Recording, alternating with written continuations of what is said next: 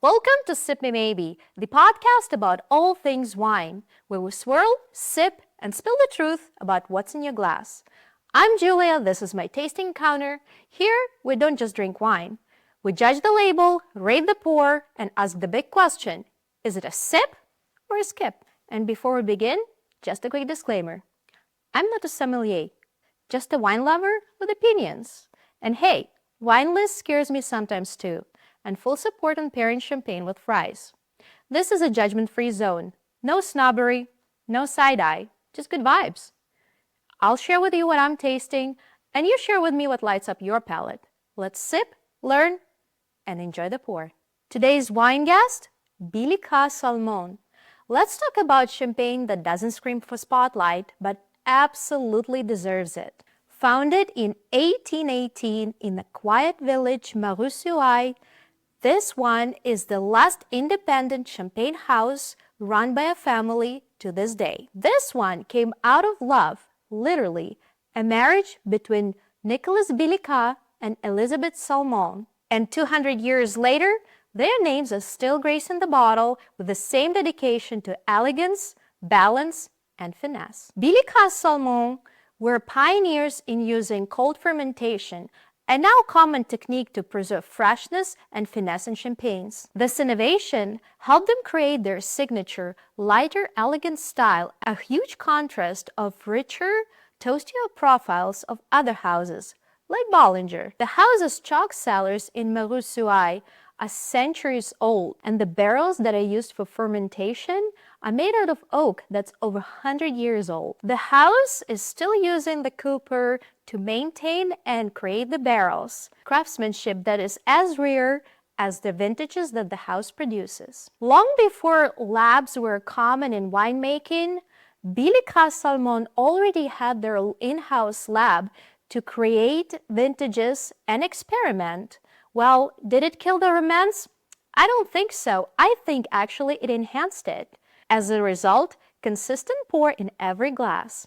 This blend right here consists of 40% of Pinot Meunier, 30% of Pinot Noir, and 30% of Chardonnay, and up to 55% of reserved wines. And here where the labs are coming into play, that precise blending of the vintages. What does that mean? Well, not every year is your best year. However, your customer expects perfection. And to achieve it, you blend the wine from your successful vintages.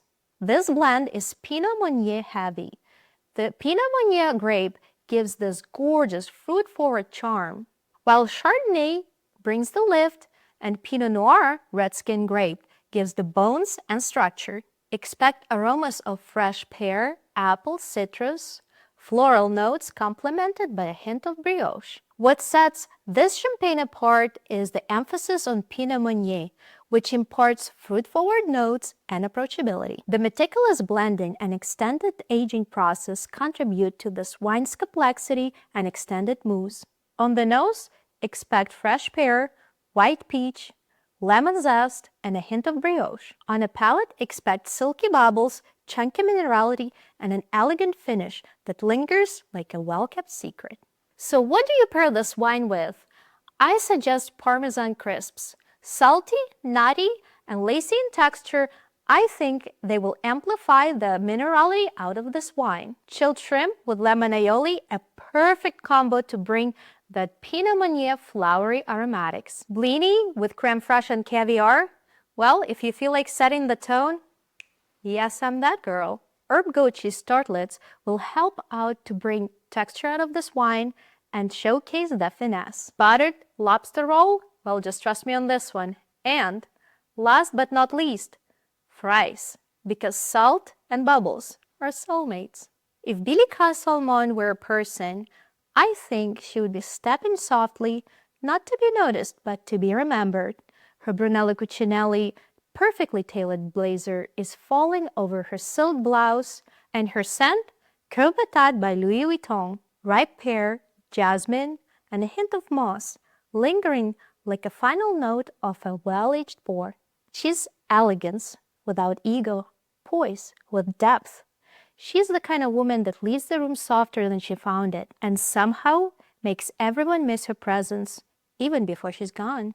If Billecart-Salmon was a moment, I think it would be that golden-stretched brunch on Sunday, somewhere in Provence, with linen napkins, cleaning glasses, and sun filtering through citrus trees, laughter that doesn't need volume, good friend next to you, and a perfect breeze that makes you forget the phone exists.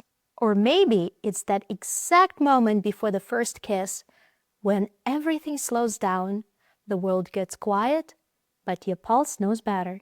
That kind of elegance, that kind of anticipation, that kind of finish. Billecart-Salmon is not a mood, it's a move. That moment you didn't plan for, but you'll never forget it. Well, that's a wrap for today. And if you enjoyed decoding the label with me today, please like, share the pod, and subscribe so you don't miss the next pour. Because, well, every bottle has a story, and we are just getting started. I'm Julia. This was Sip Me Maybe, the podcast where every glass is a story and no sip goes unnoticed. Sip wisely, and I'll see you next pour.